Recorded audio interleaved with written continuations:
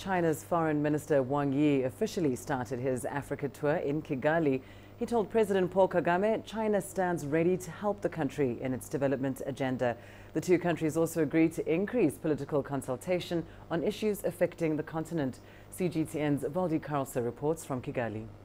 Wishing you a very, very warm welcome.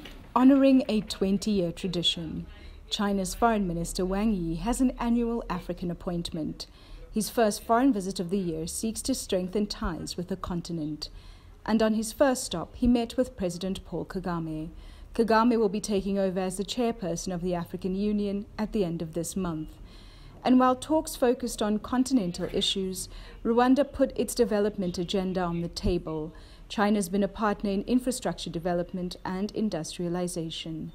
Discussions between China and Rwanda focused on the upcoming Forum on China-Africa Cooperation to be held in Beijing later this year. Rwanda called on China for more support and more expertise as it aims to become a middle-income country by 2020. Rwanda has its Vision 2020 and its 2050 development plan, and these plans dovetail with China's development plans in many areas. China stands ready to be a long-time and trustworthy partner for Rwanda in its development plan. China is a very special partner of Rwanda. We have worked together very well in many aspects of the development of this country. Many people in this country are aware of what China is doing in terms of its cooperation with Rwanda in the areas of infrastructure, mainly in the areas of health, of industrialization. And the visit of the minister today, I think, signifies that our countries are moving even further forward. Secondly is that China and Rwanda are going to increase political consultation, both bilaterally but also for the sake of the continent. The foreign minister is scheduled to fly out to Angola on Sunday. He will conclude his African tour in São Tomé and Príncipe. Vauldi Carelse, CGTN, Kigali, Rwanda. Well, Vauldi Carelse now joins us live from Kigali with more on the story. Vauldi, indeed the first stop in a four-nation tour, and it seems to have gotten off to a good start. What more can you tell us about this first leg of the Chinese Foreign Minister's visit to Africa?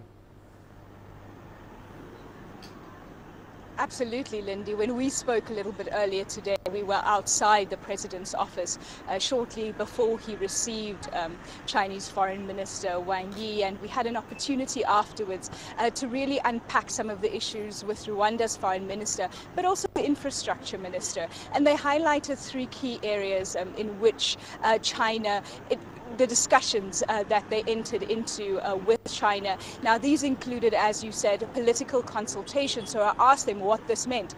And they said in the context of President Paul Kagame taking over leadership of the African Union, or becoming the chairperson of the African Union at the end of this month, it means that they really had discussions about issues affecting the continent, as well as Kagame's reform agenda that he will be leading at the African Union. There are meetings underway in Kigali at the moment with 10 finance ministers from the continent to talk about a new funding model for the Union. This is something Kagame mentioned to China's foreign minister as well, that really Africa's development needs to be driven by Africa itself. Rwanda's foreign minister saying some of the other points they covered, of course, was the increased support by China, particularly in the mining sector. She says this is where Rwanda needs those expertise, and they will be calling on China for more of that. Health and education is something that China's invested in Rwanda. More than 1,000 students are on scholarships in China, particularly in the technology and science fields. So this is what was discussed today. The infrastructure minister saying that they spoke about several projects that are underway and several projects that need to be launched, including railway development in the central and northern corridors, and that's something they're hoping to focus on. Of course, all of this leads into the One Belt, One Road initiative launched by President Xi Jinping, and they try to figure out how Rwanda fits into that vision. And of course, this is just the first stop, 3 more to go. Vauldi, what key issues can we expect Wang Yi to focus on in his engagements with other African leaders for the remainder of his visit?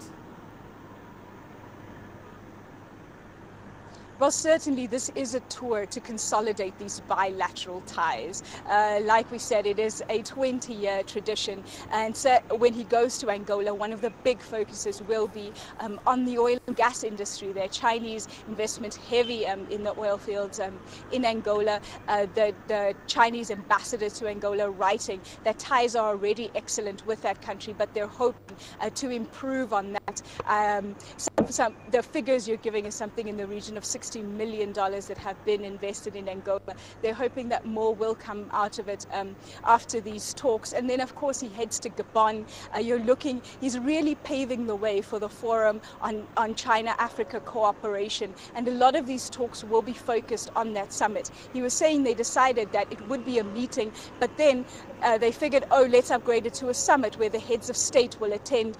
President Paul Kagame has already accepted that invitation. He will be in Beijing in September, along with other African leaders, to attend the summit. São Tomé and Príncipe is his last stop. Now they're re-establishing ties with China after cutting ties with Taiwan in 2016. So that's an important stop for him as well, to introduce them to the One Belt, One Road initiative, should it go to the Atlantic Ocean. Right now, of course, it's obviously focused on African nations on the Indian Ocean, but the island nation will be hoping to benefit from the investment that China will bring. Well, Vauldi, Carelse, thank you so much for that update on the Chinese Foreign Minister's Africa tour.